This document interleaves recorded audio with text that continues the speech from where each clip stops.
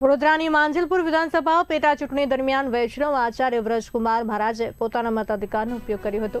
તેમણે માંજલપુર વિસ્તારની little flower school ખાતે પહોંચીને મતદાન કર્યું। આ પ્રસંગે તેમણે જણાવ્યું કે લોકશાહીના પર્વમાં દરેક મતદારે અવશ્ય મતદાન કરી પોતાની ફરજ નિભાવવી જોઈએ। તેમણે મતદાન પ્રક્રિયાના સુચારુ આયોજન બદલ આભાર વ્યક્ત કર્યો તેમજ સાંજે 6 વાગ્યા સુધી મતદાનથી વંચિત રહેલા તમામ મતદારોને મતદાન કરવા અપીલ કરી।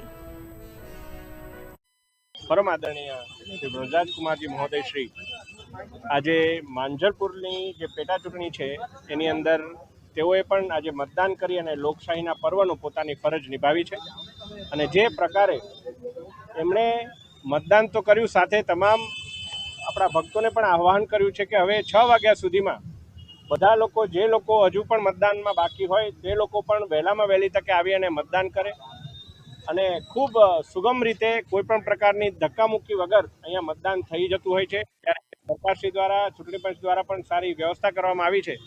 આજે પરમ પૂજ્ય જેજેશ્રી જ્યારે પધાર્યા ત્યારે એમની સાથે અમારા માંજલપુરના વિધાનસભાના લોકપ્રિય ઉમેદવાર આદરણીય સતીશ કાકા પણ એમની સાથે ઉપસ્થિત હતા અને એમને પણ જેજેશ્રીએ શુભાશીષ પાઠવ્યા છે।